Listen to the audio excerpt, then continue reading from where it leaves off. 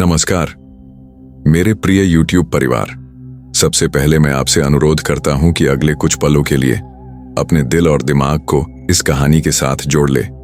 अपने ईयरफोन्स अच्छी तरह लगाएं ताकि आप इस कहानी की हर मोड़, हर पहलू और हर भावना को पूरी तरह से महसूस कर सके। अगर आप चैनल पर नए हैं तो सब्सक्राइब और लाइक करें। वीडियो को चलिए शुरू करते हैं इस दिलचस्प कहानी को। आकाशपुर, एक छोटा पहाड़ी गांव, ऐसा कि वहां तक पहुंचने के लिए न तो कोई पक्की सड़क थी न ही कोई मोबाइल नेटवर्क। दिसंबर की सर्दियों में जब बर्फ चारों ओर सफेदी का कफन ओढ़ लेती थी तब ये गांव और भी अकेला लगता। अरिंदम राय, एक फोटो जर्नलिस्ट, अपने नए प्रोजेक्ट पर निकला था, भारत के भूले हुए रहस्य। उसने कई गांवों की तस्वीरें ली थीं, लोगों की कहानियां सुनी थीं, पर आकाशपुर की हवा कुछ अलग थी। यहां आते ही उसकी सांसें जैसे भारी हो गई थीं। हर पूर्णिमा की रात को टीला सांस लेता है, ये शब्द थे माधो बाबा के, जो गांव के सबसे बुजुर्ग व्यक्ति थे। उनकी आंखें जली हुई लकड़ी की तरह गहरी और बुझी बुझी थीं। टीला सांस लेता है मतलब? अरिंदम ने हंसते हुए पूछा था। मत पूछ बेटा, सिर्फ इतना समझ, वहां कुछ है जो अब भी जिंदा है। अरिंदम ने अपने कैमरे, ट्राइपॉड और ऑडियो रिकॉर्डर के साथ टीले की ओर चलना शुरू किया। रास्ता उबड़ खाबड़ और बर्फ से भरा हुआ था। पूरा इलाका इतना शांत था कि उसके बूट की आवाज दूर तक गूंज रही थी। टीले तक पहुंचते पहुंचते घड़ी ने 11:45 PM बजा दिया। वो चुपचाप मिट्टी पर बैठ गया। चारों ओर बर्फ जमी थी, लेकिन टीले की मिट्टी सूखी और गर्म थी, जैसे किसी चूल्हे की राख हो। उसने देखा, मिट्टी पर हल्की दरारें पड़ने लगी थीं। कैमरा ऑन किया गया। स्क्रीन पर कुछ भी साफ नहीं दिख रहा था, जैसे धुंध ने सब ढक लिया हो। एक आहट हुई, न इंसान की न जानवर की, जैसे कोई पुराना दरवाजा धीरे धीरे खुल रहा हो, पर वहां कोई दरवाजा नहीं था। मिट्टी पर कुछ उभरने लगा, जैसे कोई अदृश्य हाथ जमीन पर नाम लिख रहा हो। दोषी। अरिंदम का शरीर सुन्न हो गया। उसने वो शब्द मिटाने की कोशिश की, पर उसकी उंगलियां जैसे जम गई थीं। अचानक मिट्टी से भाप उठी और उसमें से एक गंध आई, जले हुए बालों की। अरिंदम वापस लौटा, लेकिन कैमरे में कुछ नहीं था, ना राख, ना भाप, ना शब्द। गांव पहुंचकर उसने देखा, सभी दरवाजे बंद थे, खिड़कियां ढंकी हुई, जैसे सबने किसी चीज से खुद को छिपा रखा हो। सुबह माधो बाबा से मिलने पर उसने सब बताया। बाबा ने उसकी आंखों में देखा और बोले, अब वो तुम्हारे साथ है। कौन? बाबा ने कुछ नहीं कहा। एक पुरानी किताब खोली, जिसमें एक अध्याय का नाम था माटी की सजा। हर 100 साल में एक नाम जमीन से उठता है, वो नाम जिसे मिटाया गया था, पर जिसे माफ नहीं किया गया। अगली रात अरिंदम होटल के कमरे में था। अचानक दरवाजे पर दस्तक हुई। ठक ठक ठक। कौन? कोई जवाब नहीं। दरवाजा खोला, कोई नहीं था, पर जमीन पर मिट्टी के निशान थे, छोटे छोटे, नंगे पांव के। उन निशानों के बीच फिर वही शब्द लिखा था, दोषी। उस रात अरिंदम सो नहीं पाया। उसे दीवार के पीछे से सांसों की आवाज आती रही, जैसे कोई बहुत नजदीक हो, लेकिन दिखे नहीं। तीसरे दिन गांव की एक लड़की रेखा ने अरिंदम को बताया, जब भी वो राख जमीन से उठती है, कोई ना कोई गायब हो जाता है। तुमने खुद देखा है? हाँ मेरे बाबा, 5 साल पहले राख की भाप में समा गए थे। रेखा की आंखों में सच्चाई थी और डर भी। अरिंदम ने उसे बताया कि उसके पीछे कोई है। रेखा ने धीरे से कहा, वो तुम्हारा जिस्म नहीं चाहता, वो तुम्हारी जगह चाहता है। उस रात अरिंदम होटल के बाथरूम में गया, चेहरा धोया और जैसे ही आईने में देखा, कुछ गड़बड़ थी।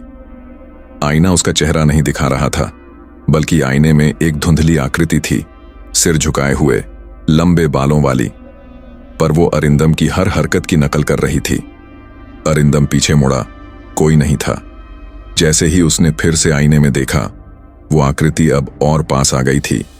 फिर अचानक आईना चटक गया। धड़ाम, एक टुकड़ा सीधे उसके पैर के पास गिरा और उस पर लिखा था, गवाही बाकी है। अगले दिन वो टीले पर वापस गया, अकेला। अब वो मिट्टी गीली थी, जैसे किसी ने वहां खून बहाया हो। अरिंदम ने अपनी ऑडियो रिकॉर्डर ऑन की, रिकॉर्डिंग में सिर्फ हवा की आवाज नहीं थी, कोई बुदबुदा रहा था। क्यों नहीं रोका मुझे? क्यों नहीं बोला तू भी उतना ही कसूरवार है? अरिंदम ने डरते हुए मिट्टी को कुरेदा। अंदर से एक टूटा हुआ लॉकेट निकला। लॉकेट में 2 बच्चों की पुरानी तस्वीर थी, एक लड़का एक लड़की। उसके रिकॉर्डर ने फिर आवाज दी, वो तुम्हारे साथ था, अब उसके साथ जाओ। गांव के मंदिर के पुजारी ने अरिंदम को एक पुराना संदूक दिखाया। उसमें एक डायरी थी, सड़ी हुई, लेकिन अक्षर अब भी पढ़े जा सकते थे। पूर्णिमा की रात 1871। आज उसने फिर उस लड़के को दोषी कहा, पर हम सब चुप थे। हम सब ने कुछ नहीं किया। राख तभी उठेगी जब कोई बाहर वाला हमारी चुप्पी को तोड़ेगा, और तब तक वो लेती रहेगी, एक नाम, एक आत्मा। ये लड़की किसके बारे में लिख रही थी? अरिंदम ने पूछा। पुजारी ने कहा, उसका नाम कभी नहीं लिखा गया, सिर्फ उसका इंतजार होता रहा। रेखा ने अरिंदम से कहा, तुम यहां से जा सकते हो, पर जो तुम्हारे साथ है वो नहीं जाएगा। अरिंदम, मुझे कुछ लेना देना नहीं, मैं सिर्फ कहानी लाना चाहता था। रेखा, तुमने कहानी को जगा दिया है। उस रात अरिंदम ने बुरे सपने देखे, राख से उठती छायाएं, पिघलते चेहरे, बच्चों की चीखें, और हर बार कोई फुसफुसाता, दोषी तू है। सुबह उठते ही अरिंदम का गला जला हुआ लग रहा था, जैसे किसी ने उसे रात भर घोंटा हो। आईने में अब उसके चेहरे पर वही राख की लकीरें दिख रही थीं। अरिंदम ने गांव की लाइब्रेरी में एक पुराना केस पढ़ा, एक बच्ची की हत्या जो स्कूल में हुई थी। कोई सबूत नहीं मिला, पर शक गांव के एक लड़के पर गया। वो लड़का बाद में गायब हो गया। कहाँ गया? उसने खुद को जला दिया, लेकिन डायरी में लिखा था उसने कुछ नहीं किया था। सच्चे गुनहगार अब भी गांव में ही हैं। और फिर जो सबसे चौंकाने वाली बात थी, वो बच्चा कोई और नहीं, अरिंदम का परदादा था। यानी अरिंदम इस गांव से जुड़ा था, और शायद इसी राख से भी। गांव की पुरानी किताबों में एक और नाम बार बार दिख रहा था, समर प्रताप। अरिंदम ने पुजारी से पूछा, ये कौन था?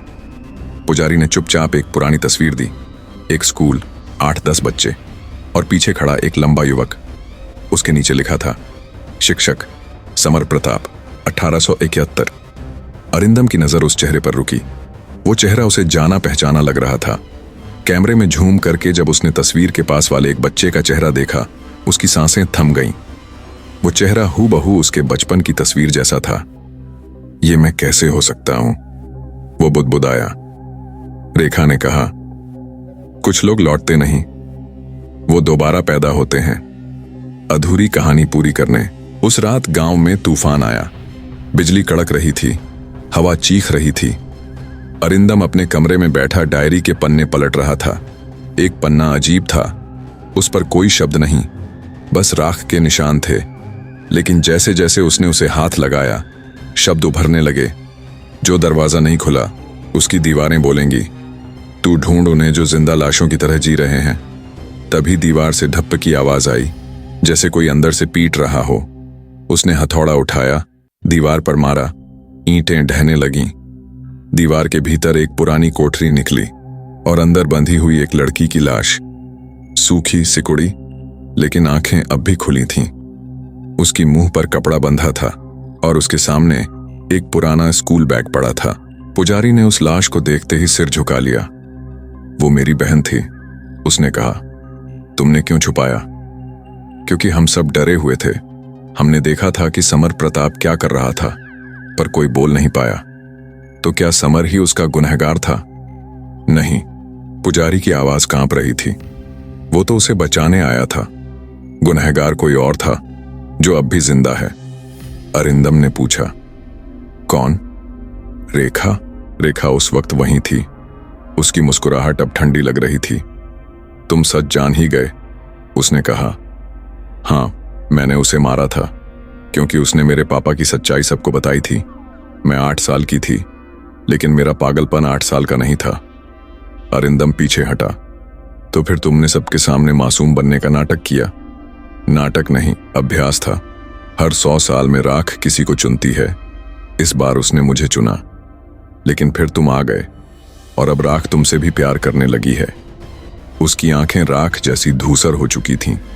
उसकी आवाज दो लोगों की लग रही थी, जैसे एक रेखा बोल रही हो और दूसरी कोई और। अरिंदम ने भागने की कोशिश की। पूरा गांव अब जाग चुका था, लेकिन लोगों की आंखें बुझी हुई थीं। ये सब कौन हैं? रेखा बोली। ये सब भी दोषी हैं। किसी ने चुप्पी तोड़ी नहीं, सबने बस राख की चुप्पी ओढ़ ली। वो दौड़कर मंदिर की ओर भागा, पुजारी की तलाश में। पर मंदिर जल रहा था और पुजारी की लाश उस राख के ढेर में बदल चुकी थी। अब चारों ओर वही गंध, जली हुई आत्माओं की, और हवा में वही फुसफुसाहट। अब तेरा नाम है। अरिंदम अब मंदिर के पीछे वाले गुप्त रास्ते से भागने की कोशिश कर रहा था। हर कदम पर उसे लगता जैसे कोई उसका पीछा कर रहा है। हवा भारी थी और जमीन की हर दरार में राख जम चुकी थी। एक जगह उसका पैर फिसला, वो सीधे एक पुराने कुएं में गिर पड़ा। नीचे कीचड़ था, लेकिन उस कीचड़ में भी कुछ था। हाथ, हड्डियां और एक मिट्टी की मूर्ति जिसमें उसकी शक्ल थी। ये कब बनी? उसने कांपते हुए पूछा। फिर कुएं की दीवारों से वही आवाज गूंजने लगी, तू मिट्टी का नहीं, गलती का रूप है। वो बाहर निकला, घसीटते हुए, लेकिन अब उसकी आंखों में भी राख की परछाई दिख रही थी। पूर्णिमा की रात थी। चांद बिल्कुल गोल, सफेद नहीं, धुंधला, राख सा। गांव में शांति थी, लेकिन वो शांति ऐसी थी जैसे कोई भी शोर उसे तोड़ नहीं सकता। रेखा बीच चौक में खड़ी थी, सैकड़ों लोगों के बीच, लेकिन सब मौन, जैसे सब बुत बन गए हों। रेखा ने कहा, हर 100 साल में एक नया भूल जिंदा होता है। अरिंदम, अब तू वो है। अरिंदम, मैंने किसी को कुछ नहीं किया, मैं दोषी नहीं हूं। रेखा की आंखों से राख की धार बहने लगी। जो चुप है वो भी दोषी है, और तू चुप रहा, पिछले जन्म में भी। अरिंदम ने पुराने स्कूल में जाकर एक पुरानी मेज खोली। अंदर वही लॉकेट था जो उसने पहले टीले में पाया था, लेकिन अब उसमें एक तीसरी तस्वीर थी। एक बड़ा आदमी जो समर प्रताप जैसा दिखता था, पर उसके गले में अरिंदम जैसा लॉकेट था। क्या मैं वही हूं? उसने दीवार पर लिखा देखा। भूल को मिटाने के लिए याद को जीना पड़ता है। रेखा पीछे आकर बोली, तू जन्म जन्मांतर से चुप है, अब चिल्ला या राख बन जा। अचानक एक तेज हवाओं का तूफान उठा। गांव की घड़ियां उल्टी दिशा में चलने लगीं। हर चीज धीमी हो गई, जैसे वक्त थम गया हो। और तभी एक दरार फटी हवा में। उस दरार के अंदर झांका तो एक पुराना क्लासरूम दिखा। बच्चा अरिंदम, लड़की की चीख और रेखा एक कोने में मुस्कुराती हुई। अरिंदम चिल्लाया, रुको, मैं कुछ कर सकता हूं।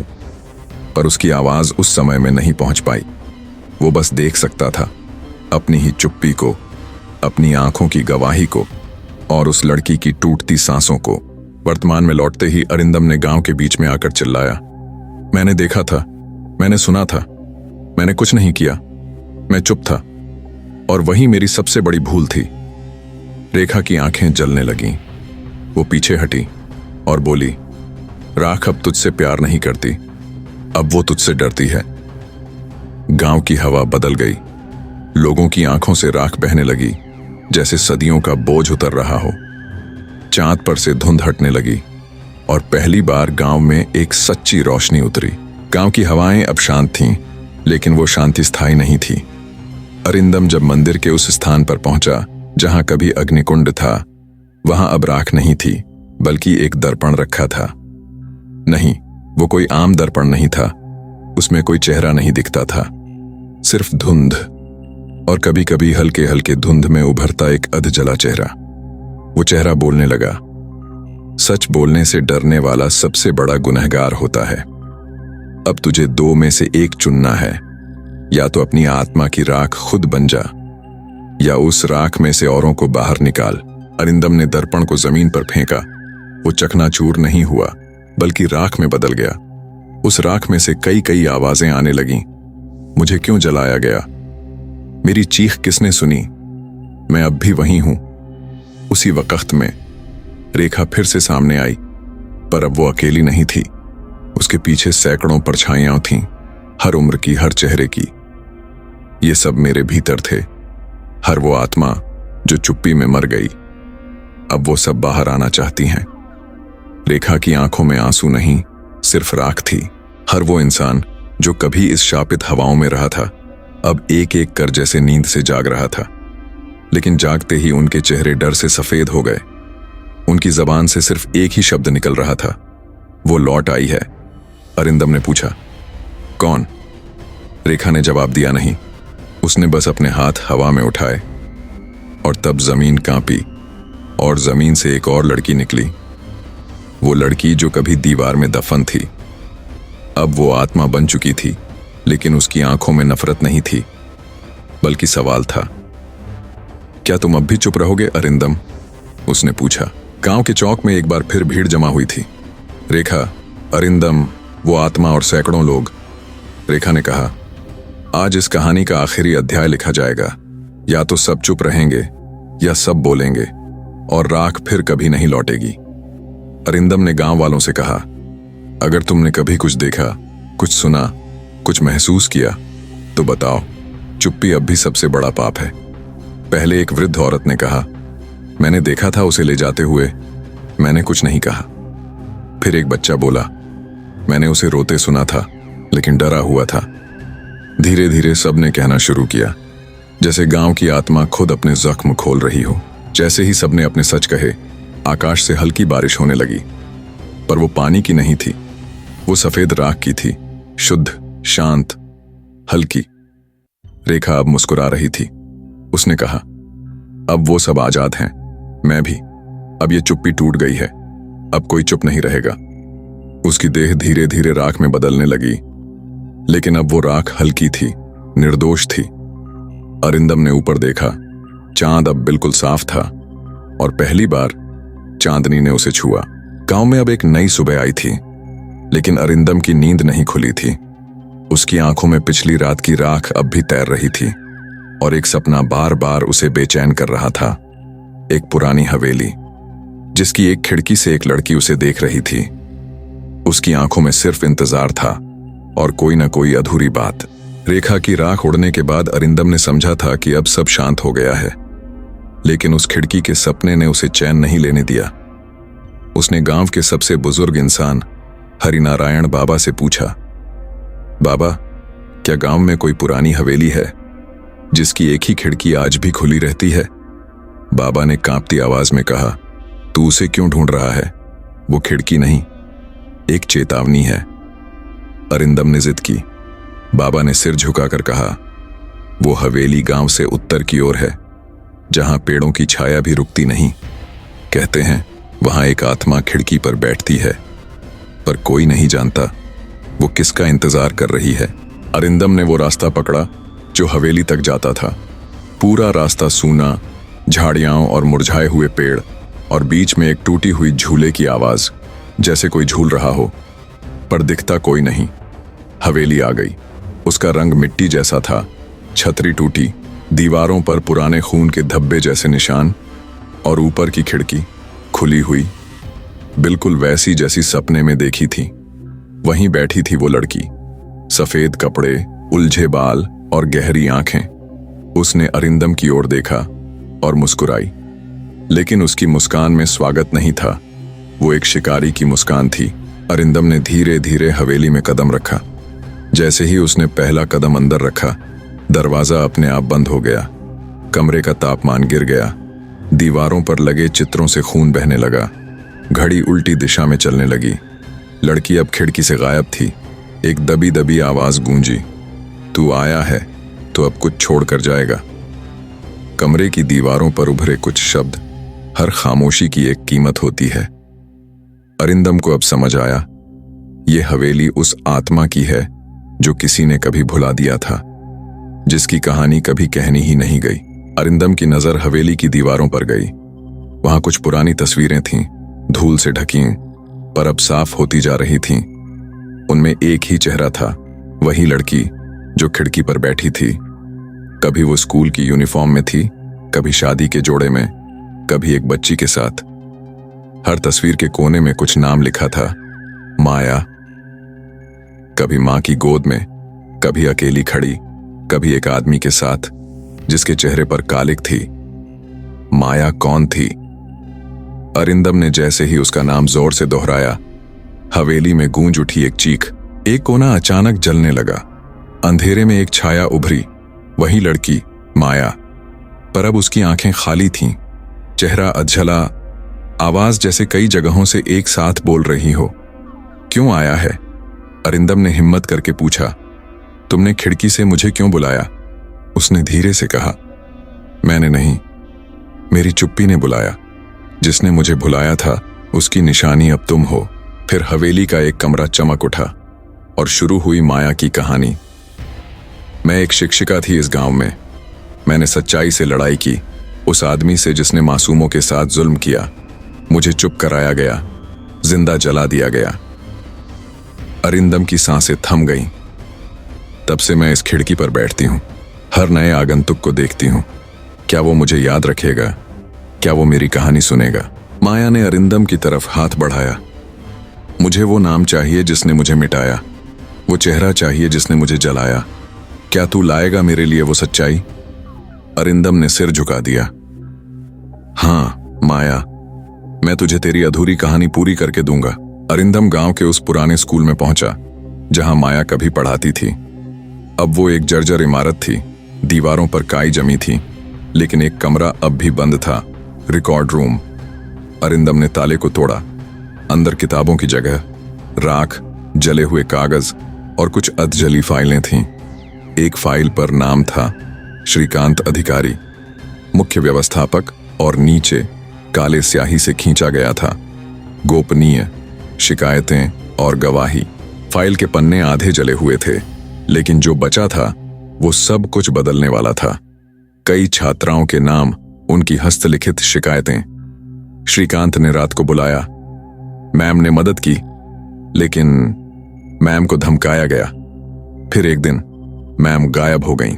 अरिंदम ये फाइल लेकर गांव की पंचायत पहुंचा। सभी बड़े लोग, बूढ़े, युवा इकट्ठा हुए।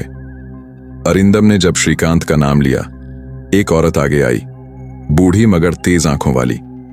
मैं माया की मां हूं, वो कांपती आवाज में बोली। मैंने माया की राख को अपनी छत पर छुपा रखा है, क्योंकि किसी को उस पर विश्वास नहीं था। आज तूने मेरी बेटी को फिर से जीवित कर दिया। उसी रात हवेली की खिड़की की ओर सबने देखा। वो अब बंद थी।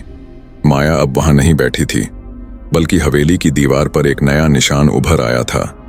चुप्पी अब चुभन नहीं रही। सुबह सुबह नदी किनारे कुछ बच्चे खेल रहे थे, तभी एक बोतल बहती हुई किनारे आ लगी। बोतल में एक मुड़ी टुड़ी चिट्ठी थी। लिखा था, मुझे भी माया ने देखा था, पर मैंने कुछ नहीं कहा। अब मेरी बारी है क्या? नीचे नाम था, नीलम, कक्षा 6।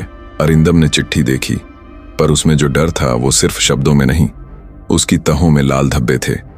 पुराने मास्टर जी बोले, नीलम तो 20 साल पहले स्कूल में थी। उसके लापता होने की कोई रिपोर्ट नहीं थी, क्योंकि किसी ने सवाल ही नहीं पूछा। हवेली फिर जागी। जिस खिड़की को बंद मान लिया गया था, वो अब फिर खुल चुकी थी। इस बार वहां कोई बैठा नहीं था, बल्कि वहां एक लाल रिबन लटका था और नीचे हवेली की दीवार पर लिखा था, अब हर खामोशी को उठना होगा। एक एक कर गांव की औरतें आगे आईं। किसी ने कहा, मैंने देखा था पर मुंह बंद रखा। मैंने सुना था पर डर गई।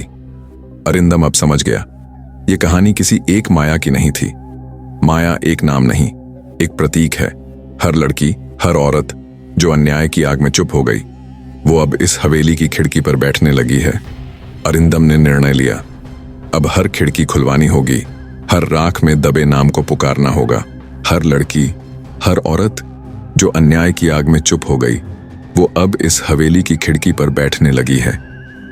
अरिंदम ने निर्णय लिया, अब हर खिड़की खुलवानी होगी, हर राख में दबे नाम को पुकारना होगा। अगर आपको ये कहानी अच्छी लगी हो तो हमारे चैनल को चेक करें ऐसे ही दिलचस्प वीडियोस के लिए, और शेयर करें अपने दोस्तों। धन्यवाद।